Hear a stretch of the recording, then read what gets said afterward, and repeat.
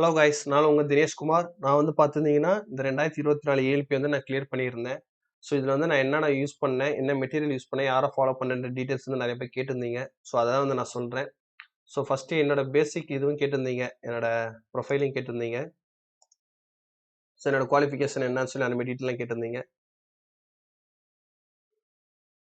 So இதில பார்த்தீங்கன்னா, நான் 10த் நெக்ஸ்ட் வந்து ஐடிஐ பண்ணியிருந்தேன். ஐடிஐல வந்து ஏசி மெக்கானிக்னு சொல்லி ஒரு ட்ரேட் எடுத்திருந்தேன். ஸோ அடுத்து பார்த்தீங்கன்னா, ஒரு சிசிஏன்றது நான் முடிச்சிருந்தேன். ரயில்வே ஆக்ட் அப்ரன்டிஸ் முடிச்சிருந்தேன். ஸோ அங்க வந்து ஒரு சார் ராஜேஷ் சார்ன்ற சார் சொல்லி தான் எனக்கு வந்து தெரியும் ரயில்வே பத்தி. ஸோ அதுக்கப்புறம் தான் வந்து நான் ரயில்வே பத்தி படிக்க ஆரம்பிச்சேன். அதுவும் பார்த்தீங்கன்னா, நானே ஒண்ணு ஒண்ணா தேடி தேடி தான் நம்மளே வந்து எடுத்துக்கிட்டோம். சரிங்களா? யாருமே வந்து இந்த புக்கு படி, அந்த புக்கு படி எதுவும் சொல்லல. நானே ஒரு ஒரு இடமா தேடி, நானே ஒண்ணு ஒண்ணா லேர்ன் பண்ணி, நெறைய இது யூஸ் பண்ணி தான் வந்து நானே கத்துக்கிட்டேன். ஸோ இதுல வந்து நான் யூஸ் பண்ண பார்த்தீங்கன்னா, மேக்ஸுக்கு வந்து பார்த்தீங்கன்னா, வைசிட்டி புக்ஸ் தான் யூஸ் பண்ணேன். ஸோ வைசிட்டி புக்ஸ் பார்த்தீங்கன்னா, நீங்க வைசிட்டியா இருந்தாலும் சரி, பினாக்கலா இருந்தாலும் சரி, நீங்க வந்து 2 புக்குமே வாங்கி வச்சுக்கிறது பெட்டர். ஏன்னா இதுல பாதி போர்ஷன் இருக்கும். அதுல பாதி போர்ஷன் இருக்கும். ஸோ அந்த மாரி தான் இருக்கும். அதனால 2 புக்கும் நீங்க வாங்கி யூஸ் பண்றது பெட்டரா இருக்கும். அதே மாரி பார்த்தீங்கன்னா, இந்த ரீசனிங்ல அதே மாரி தான். ஆர்.எஸ். அகர்வால் வந்து யூஸ் பண்ணேன். ஏன்னா எனக்கு வந்து கொஞ்சம் நல்லா இருந்துச்சு யூஸ் பண்றதுக்கு. ஸோ அதனால ஆர்.எஸ். அகர்வால். ஸோ இது எல்லாமே நான் எங்க வீட்ல புக்ஸாவே இருக்கு. நான் வந்து எதுவுமே வந்து வாங்கல. பிடிஎஃப்பா நான் யூஸ் பண்ணல. ஸோ ஏன்னா நம்ம வந்து வீடியோ பார்க்கறது மட்டும் தான் நம்ம வந்து ஸ்க்ரீன்ல பார்க்குறோம். ஸோ ஃபுல் அண்ட் ஃபுல் பார்த்தோம்னா கண்ணுக்கு ஏதாவது பாதிப்பு வரும்ன்றனால, நான் எல்லாமே புக்ஸ் வந்து பிசிக்கல் மெத்தடாவே வாங்கிட்டேன். ஹார்ட் காப்பியாவே வாங்கி வச்சிருக்கேன். இது இல்லாம நான் ஒரு கண்ணாடி ஒண்ணு வாங்கியிருந்தேன். அந்த ஸ்கிரீன் கிளாஸ்ன்னு சொல்லுவாங்க இல்லையா? ஸ்கிரீன் கிளாஸ்ன்னு சொல்லுவாங்க. இல்லன்னா சில இடத்துல ப்ளூரே கிளாஸ்ன்னு சொல்லுவாங்க. இல்லன்னா கம்ப்யூட்டர் கிளாஸ்ன்னு சொல்லுவாங்க. ஸோ அந்த மாரி ஒரு ஒரு இது சொல்லுவாங்க. ஸோ அது வந்து எதுக்குன்னா, அந்த ஸ்க்ரீன் யூஸ் பண்ணும்போது அந்த ப்ளூ லைட் வந்து கண்ல அஃபெக்ட் ஆகக்கூடாதுன்னு சொல்லி, அந்த இது மட்டும் நான் யூஸ் பண்ணுவேன். எப்போ நான் வந்து சிஸ்டம்மு இல்லன்னா ஃபோன் யூஸ் பண்ணி வீடியோ பார்க்கும்போதும் சரி. ஸோ இத வந்து யூஸ் பண்ணேன். மேக்ஸுக்கு பார்த்தீங்கன்னா, நான் வாங்குன கோர்ஸ் பார்த்தீங்கன்னா, டெக்ஸ்ட் புக்ல ஒரு கோர்ஸ் வாங்கியிருந்தேன். மேக்ஸுக்குன்னு. ஸோ அது வந்து கொஞ்சம் ஹிந்தில தான் இருக்கும். பேசுறது பூராவே. ஆனா கொஸ்டின் மட்டும் பார்த்தீங்கன்னா, இங்கிலீஷ்ல இருக்கும். ஸோ ஓரளவுக்கு அத வச்சு நான் அண்டர்ஸ்டாண்ட் பண்ணிக்கிட்டேன். அடுத்து பார்த்தீங்கன்னா, டெலகிராம்ல வந்து ஒரு பிரைவேட் சேனலா வந்து வந்திருந்துச்சு. யாருது பார்த்தீங்கன்னா, ககன் சார் இருக்காரு இல்லையா? அவரோட இது வந்து வந்துருந்துச்சு பிரைவேட் சேனல்ல. ஸோ அத தான் வந்து நான் ஃபாலோ பண்ணி வந்து பார்த்தேன் நான். அவரோட வீடியோ தான் ஃபுல் அண்ட் ஃபுல் பார்த்தேன். ஸோ அவரது பார்க்கும்போது தான் வந்து தெரிஞ்சுச்சு. இந்த மாரி நல்லா போடுறாரு. நம்ம ஏன் இவரத ஃபாலோ பண்ணக்கூடாதுன்ற மாரி. அவரோட கான்செப்ட் புக் வந்து வாங்கியிருந்தேன். கான்செப்ட் கிங்ன்னு சொல்லி 2 புக் இருக்கு. மேத்ஸ்ல ஒரு புக்கு, அடுத்து ரீசனிங்ல ஒரு புக்கு. ஸோ இந்த புக்க தான் நான் யூஸ் பண்ணுவேன். ஏன்னா நான் அட்வான்ஸ் மேத்ஸ் வந்து அந்த அளவுக்கு நான் கவர் பண்ணல. அது மாரி அட்வான்ஸ் மேத்ஸ்ல நெறைய ஃபார்முலாஸ் இருக்கனால என்னால மெமரி பண்ண முடியாது. ஸோ அதனால பார்த்தீங்கன்னா, கான்செப்ட் கிங் வாங்கி இதுல இருக்க நான் வந்து இது யூஸ் பண்ணிட்டு இருந்தேன். ரீசனிங்க்கு. ரீசனிங் பார்த்தீங்கன்னா, நான் முக்கியமா ஃபாலோ பண்ணது பார்த்தீங்கன்னா, எஃப்எஃப்எல். தமிழ் ஸ்டூடண்ட்ஸ் எல்லாத்துக்குமே தெரிஞ்சிருக்கும். ஃப்ரீ ஃபீல் டூ லேர்ன் சொல்லி ஒரு யூடியூப் சேனல் இருக்கும். ஃப்ரீயாவே அவர் போட்டிருப்பார் சேனல்ல. நல்லா நீட்டாவும் நடத்தியிருப்பாரு. ஸோ அத தான் நான் வந்து ஃபாலோ பண்ணேன். ஏன்னா கான்செப்ட் இல்லையா? அது கான்செப்ட் வந்து தமிழ்ல சொன்னா நம்மளுக்கு புரியும். ஹிந்தில வந்து மேத்ஸ் எழுதுறனால அத வச்சு ஓரளவுக்கு அண்டர்ஸ்டாண்ட் பண்ணிட்டோம். ஆனா வந்து இதெல்லாம் கான்செப்ட் தெரியணும்னும்போது அவரோட சேனல் தமிழ் சேனல் தான் ஃபாலோ பண்ணியிருந்தேன். ஸோ ரீசனிங்க்கு இந்த புக்க வச்சு ஓரளவுக்கு வந்து கான்செப்ட் தெரிஞ்சுக்கிட்டாச்சு. மேத்ஸுக்கும் பார்த்தீங்கன்னா, எக்ஸாம் டைம் போறதுக்கு 2 நாள், 3 நாள் முன்னாடி தான் வந்து இந்த புக்க யூஸ் பண்ணுவேன். எதனா பார்த்தீங்கன்னா, எல்லா டாபிக்கும் வந்து கவர் பண்ண மாரி இருக்கும். எல்லா டைப்ஸும் பார்த்த மாரி இருக்கும். எல்லா ஃபார்முலாஸும் நம்ம ஞாபகம் வச்சுக்கிட்ட மாரி இருக்கும். ஸோ அதுக்காண்டி இத யூஸ் பண்ணுவேன். அட்வான்ஸ் மேத்ஸ்ல அந்த அளவுக்கு கான்சன்ட்ரேட் பண்ண மாட்டேன். நார்மல் மேத்ஸ்ல இருக்க ஒரு 15 கொஸ்டின் அடிப்போம். அட்வான்ஸ் மேத்ஸ்ல வந்து ஆ 10 வரும்னு எதிர்பார்த்தேன். ஆனா இந்த வாட்டி எல்லாமே எல்லா சாப்டர்லயும் 1, 1ன்ற மாரி தான் கேள்வி கேட்டு 5 கேட்டுருக்காங்க. ஸோ ரிமைனிங் இருக்கிறத அடிக்கிறேன்றது தான் ஒரு கான்செப்ட். ஸோ இதுல மேத்ஸ், ரீசனிங் வந்து உங்களுக்கு முடிஞ்சிருக்கும். எந்த புக்க நான் வந்து ஃபாலோ பண்ணேன்றத நான் சொல்லியிருக்கேன். அடுத்து பார்த்தீங்கன்னா, முக்கியமா சயன்ஸ். சயன்ஸ்ல வந்து நான் என்சிஇஆர்டியே யூஸ் பண்ண ஆரம்பிச்சேன். சரிங்களா? என்சிஇஆர்டி 6த், 7த், 8த், 9த், 10த். ஸோ எல்லா புக்குமே ஓல்டு புக் ஷாப்ல தான் வாங்கியிருந்தேன் நான் இதெல்லாம். இதெல்லாம் ஓல்டு புக் ஷாப்ல ஒரு ரூ. 50 வாங்கியிருந்தேன். இது மட்டும் ரூ. 100 இருந்துச்சு. ஸோ இதெல்லாமே படிச்சதுக்கப்புறம், நான் வந்து இந்த வைசிட்டி புக் இருக்கு பாருங்க. இந்த வைசிட்டி புக்க வந்து நான் ஃபாலோ பண்ணேன். எதனால பார்த்தீங்கன்னா, இப்போ ஒரு ஒரு டாபிக் முடிக்க முடிக்க நான் வந்து வைசிட்டி யூஸ் பண்ணேன். இப்போ வந்து ஒரு 7வதுல நீங்க எடுத்துக்கிட்டீங்க, இல்ல ஒரு லைட் சாப்டர் எடுத்துக்கிட்டீங்கன்னா, லைட் சாப்டர் நான் முடிச்சுட்டேன் நான். எதுல முடிச்சேன்? 7வதுல இருக்க லைட் முடிச்சேன். அடுத்து 8 இல்ல 9 ஸோ எந்த இந்த 5 புக்ல எதுலலாம் லைட் இருக்கோ, எல்லாமே நான் ஒண்ணாவே கம்ப்ளீட் பண்ணேன். சாப்டர் வைஸா கம்ப்ளீட் பண்ணிட்டு, அதுக்கப்புறம் இந்த லைட் சாப்டர் இந்த வைசிட்டி புக்ல இருக்கிறத நான் சால்வ் பண்ணேன். ஸோ சால்வ் பண்ணும்போது பார்த்தீங்கன்னா, நான் சில இது சரியா அண்டர்ஸ்டாண்ட் பண்ணாம கம்ப்ளீட் பண்ணணுன்றதுல கம்ப்ளீட் பண்ணிட்டேன். ஆனா சால்வ் பண்ணும்போது தான் தெரியுது. ஸோ இதுலலாம் கேள்வி கேட்டுருக்காங்க. நம்ம சரியா பார்க்காம விட்டுட்டோமேன்னு சொல்லி, ஃபர்ஸ்ட் எல்லா இதுவுமே இனிமே தான் முடிச்சேன். எல்லா சாப்டருமே முடிக்க முடிக்க நான் வந்து வைசிட்டி வந்து கவர் பண்ணிட்டே இருந்தேன். கவர் பண்ணும்போது தான் தெரிஞ்சுச்சு, நெறைய இது கேள்விப்பட்டிருக்கு. ஆனா நம்ம வந்து கவர் பண்ணாம வந்துட்டோம் புக்ல. ஏன்னா மேலோட்டமா படிச்சுட்டு வந்தது. புக்க படிச்சா போதுன்ற மாரி படிச்சுட்டு வந்துட்டோம். ஸோ செகண்ட் டைம் வரும்போது, இதுலலாம் கேள்வி நம்ம பார்த்திருந்தோம் இல்லையா வைசிட்டில. ஸோ அப்ப இந்த இது நம்ம இன்னும் கொஞ்சம் கேர்ஃபுல்லா கவனிக்கணும், கேர்ஃபுல்லா படிக்கணுன்ற மாரி படிச்சேன். ஸோ நான் சயின்ஸுக்கு யாருமே நான் ஃபாலோ பண்ணல, எந்த ஒரு கோர்ஸும் நான் வாங்கல. சயின்ஸுக்கு நான் ஃபுல் அண்ட் ஃபுல்லு என்சிஆர்டி மட்டும் தான் யூஸ் பண்ணேன் நான்.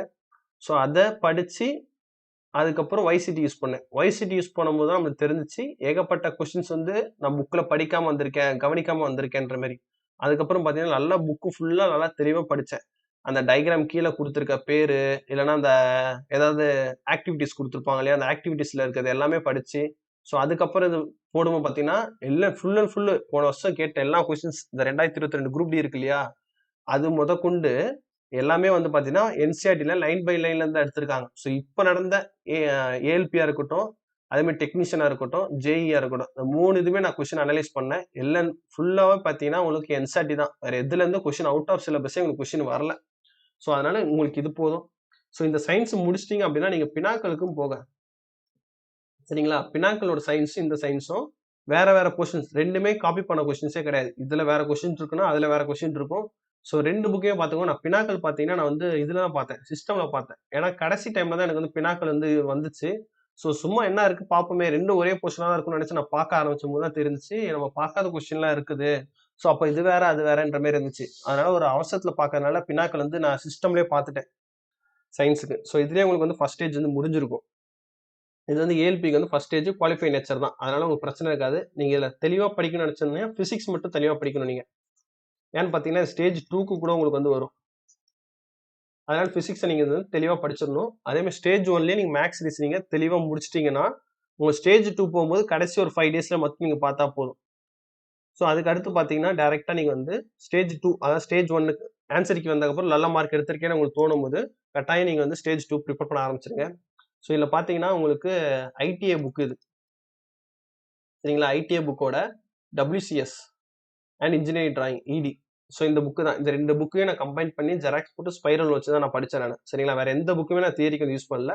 இந்த புக்கு மட்டும் தான் நான் யூஸ் பண்ணேன். ஸோ இந்த புக்கை நீங்கள் ஃபுல்லாக படிச்சிட்டீங்க. ஃபர்ஸ்ட் எடுத்தனே இடி முடிச்சிருங்க. இடி வந்து போர்ஷன்ஸ் கம்மி தான்.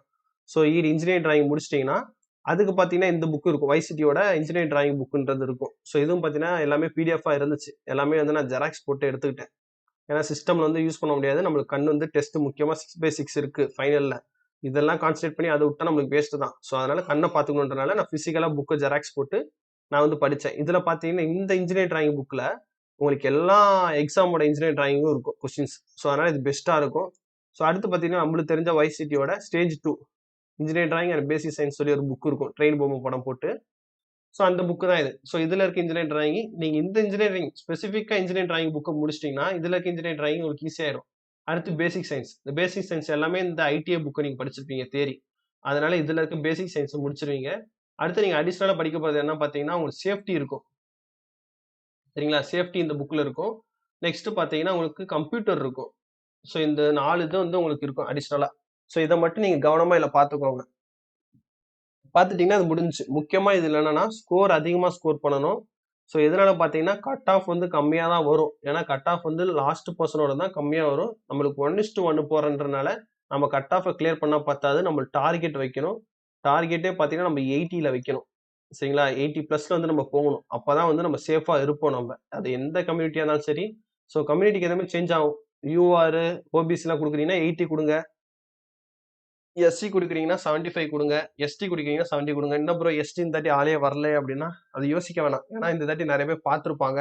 ஸோ அதனால அதர் ஸ்டேட்ல இருந்து வந்திருக்கலாம், இல்லைன்னா வந்து நம்ம ஸ்டூடெண்ட்ஸே நல்லா படிக்க ஆரம்பிச்சிருக்கலாம். ஸோ அதனால யாரா இருந்தாலும் 80 அபோவ் எந்த கம்யூனிட்டியா இருந்தாலும் நீங்க 80 அபோவ் ஃபிக்ஸ் பண்ணிட்டீங்கன்னா உங்களுக்கு பிரச்சனையே இருக்காது. நீங்க பயப்படவே வேண்டாம், சரிங்களா? ஸோ இதெல்லாம் முடிச்சிட்டோம்னா நம்மளுக்கு முக்கியமான பார்ட்டே இந்த ட்ரேடு தான், சரிங்களா? நான் வந்து ஏசி மெக்கானிக்னால ஐடிஐல என்கிட்ட புக்ஸ் இருந்துச்சு, ஐடிஐ புக் இருந்துச்சு, ட்ரேடு செமஸ்டர் 2, 3, 4ன்னு சொல்லி. ஸோ அதை தான் நான் ஃபாலோ பண்ணேன். இது எல்லாமே நான் முடிச்சுட்டு என்னோட ட்ரேட் புக்குன்னு சொல்லி YCTல இருந்துச்சு, அதுவும் பிடிஎஃப்பும் கிடச்சிச்சு. ஸோ அதுவும் ஜெராக்ஸ் போட்டு நான் அந்த புக்கை வந்து நான் யூஸ் பண்ணேன், என்னென்ன கொஸ்டின்ஸ்லாம் கேட்டிருக்காங்கன்ற மாதிரி. ரயில்வே தரப்புல இருந்து கொஸ்டின்ஸ் வந்து அதிகமாக இல்லை. அதர் ட்ரேட் இந்த நாசா, அந்த பார்க், அந்த மாதிரி இதுல இருந்து கேட்குற கொஸ்டின்ஸ்லாம் இருந்துச்சு. ஸோ அதனால இதை நான் ஃபாலோ பண்ணேன். ஸோ உங்களுக்கு வந்து ட்ரேட் வந்து ரொம்ப முக்கியமாக இருக்கும். இது வந்து நம்ம பாஸ் மார்க் எடுக்கணும், சரிங்களா? ட்ரேடு அது எந்த ட்ரேடாக இருந்தாலும் சரி, ஃபிட்ரு, அப்புறம் MMV, ஸோ எலக்ட்ரானிக்ஸு, மெக்காட்ரானிக்ஸு, ஸோ யாருக்காக இருந்தாலும் அவங்களுக்கும் ட்ரேடுன்னு இருக்கும். ஸோ அந்த புக் வந்து YCTன்னு சொல்லி நீங்கள் ஃப்ளிப்கார்ட்டில் எல்லாம் தேடி பார்த்தா இருக்கும், சரிங்களா? ஸோ இல்லை முக்கியமாக நீங்கள் வந்து டார்கெட்டட் மார்க்கே பார்த்தீங்கன்னா உங்களுக்கு 80ன்ற டார்கெட் வச்சு நீங்கள் வந்து படிங்க. ஸோ அடுத்து பார்த்தீங்கன்னா சிபெட் இருக்கும். ஸோ எனக்கெலாம் வந்து இது தெரியாது. நான் என்ன யோசிச்சேன்னா, நார்மலாக எக்ஸாம் ஃபர்ஸ்ட் ஸ்டேஜ் முடிச்ச அப்புறம் செகண்ட் ஸ்டேஜ் வரும்போது, சரி இதில் அதிகமாக போர்ஷன் இருக்கு, நம்மளால மார்க் எடுக்க முடியுமான்னு தெரில. நம்ம ஒரு 70ன்ற ரேஞ்ச் எடுத்தால் கூட 70%க்கு மாற்றினாங்கன்னா இதை நம்மளுக்கு 49 வரும். சிபெட் வந்து 30 போடுவாங்க. ஸோ நம்ம 30 மார்க் போட்டால் 79 மார்க் எடுத்துடலான்றதை நான் யோசித்தேன். ஸோ ஆனால் வந்து நான் செகண்ட் ஸ்டேஜ் முடிச்சதுக்கப்புறம் தான் தெரிஞ்சிச்சு, சிபெட் வந்து 30 மார்க்லாம் வராது. எந்த ஒரு கைடன்ஸும் இல்லை சரிங்களா. 25 தான் அதிகபட்ச மார்க்கே. அதுவும் சம் ரேர் கேஸ், ரொம்ப ரொம்ப ரேராக இருந்தால் மட்டும்தான் இந்த மார்க்கு, இல்லைன்னா 24. இதனாலும் பார்த்தீங்கன்னா இந்த சிபெட்டை பொறுத்த வரைக்கும் CB80 சொல்லுவாங்க, computer based aptitude test. So இதை பொறுத்த வரைக்கும் all over India rank, all over இந்தியாவில் இருக்க எல்லா மார்க்கையும் ஆட் பண்ணி அதுக்கு வந்து கோஎஃபிஷியன்ஸ்லாம் போட்டு ஒரு ஆவரேஜ் மாரி எடுத்து அந்த ஆவரேஜில் 70% மக்கள் தான், அதாவது 100 பேர் ஏறுறாங்கன்னா இந்த சிபெட்டில் கம்பல்சரி 70% தான் பாஸ் பண்ண முடியும். 30% இதுலேயே ஃபெயில் ஆகிடுவாங்க. ஸோ இதுதான் அதோட ஃபார்முலாவே சரிங்களா. அதனால நம்ம ஸ்கோர் வந்து எப்பவுமே அதிகமாக இருக்கணும். ஸோ அதனால பார்த்தீங்கன்னா நம்மளுக்கு வந்து சென்டம் வராது, இதில் 30 மார்க் வராது. ஸோ அப்போ தான் யோசிச்சேன். நான் எடுத்த மார்க் பார்த்தீங்கன்னா 56 தான் இருந்துச்சு. ஸோ நான் ஒரு 30 போட்டால் 86 நம்ம டாப்பில் போய்டும்னு நினச்சேன். ஸோ என்னோட மார்க் வந்து ஒரு 56 பாயிண்ட் சம்திங், இதில் 22 பாயிண்ட் சம்திங் தான் இருந்துச்சு. அதாவது 79 பாயிண்ட் சம்திங் இருந்துச்சு எனக்கு மார்க், டோட்டல் மார்க் பார்த்தீங்கன்னா.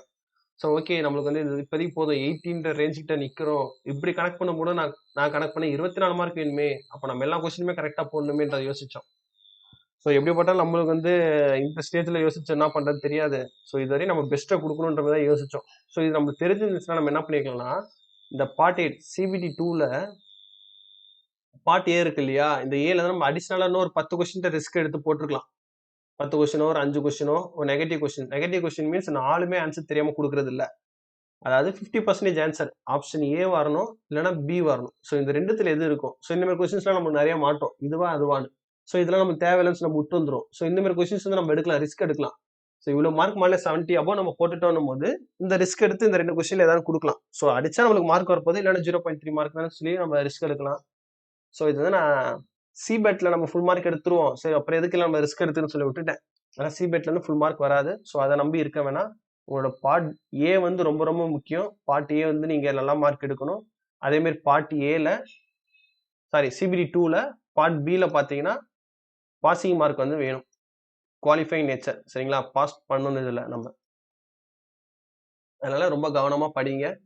ஸோ எதுனாலும் நம்ம கமெண்ட் செக்ஷனில் கேளுங்க, நான் வந்து உங்களுக்கு சால்வ் பண்ணுறேன். ஸோ ஓரளவுக்கு வந்து ஏஎல்பிக்கு என்ன புக்குன்ற நான் சொல்லியிருப்பேன். ஸ்டேஜஸ் சொல்லிட்டேன் உங்களுக்கு. First stage qualified, second stage part A important, part B ரொம்ப ரொம்ப இம்பார்ட்டன்ட். ஸோ அடுத்து சிபெட் சரிங்களா. நான் வந்து இந்த தாட்டி சிபெட் இந்த 2025 அப்ளிகேஷன் போட்டிருப்பீங்க இல்லையா, அதுக்கு வந்து சிபெட் வந்து நம்ம சேனலில் புது சேனல்லே நமக்கு வந்து சிபெட் கிளாஸஸ் வந்து நான் கண்டக்ட் பண்ணுறேன். ஸோ அதனால ஒன்றும் பிரச்சனை இல்லை. ஸோ பழைய சேனலில் பார்த்து சிபெட் பார்த்தீங்கன்னா அங்கங்கே நடுவில் மிஸ்டேக்ஸ்லாம் இருக்கும். ஸோ நானும் அப்போ லேர்ன் பண்ணிட்டதுனால எனக்கும் சரியாக தெரியல. நான் அப்படி போட்டிருந்தேன், அப்போ நிறைய பேர் கமெண்ட் செக்ஷன்லாம் பார்த்து சொன்னீங்க. ஸோ அதே ரொம்ப நன்றி. அதை மறுபடியும் நான் கமெண்ட்ல வெரிஃபை பண்ணிட்டு அது உங்களுக்கு நான் ரிப்ளை பண்ணியிருப்பேன். ஸோ இந்த தாட்டி எந்த ஒரு மிஸ்டேக்ஸ் இல்லாமல் நான் கரெக்டாக சிபெட்டுக்கு வந்து நான் வீடியோ போடுறேன். ஸோ அதனால் நம்ம சேனலை கட்டாயம் ஃபாலோ பண்ணி வச்சுக்கோங்க, உங்களுக்கு யூஸ்ஃபுல்லாக இருக்கும். ஸோ உங்கள் ஃப்ரெண்ட்ஸ் யாராவது படிக்கணும், என்ன பொசிஷனு, என்ன எக்ஸாம், என்ன புக்கு தேவைப்பட்டுச்சுன்னா இந்த வீடியோ ஷேர் பண்ணுங்கள். அண்ட் தேங்க்யூ ஃபார் வாட்சிங்.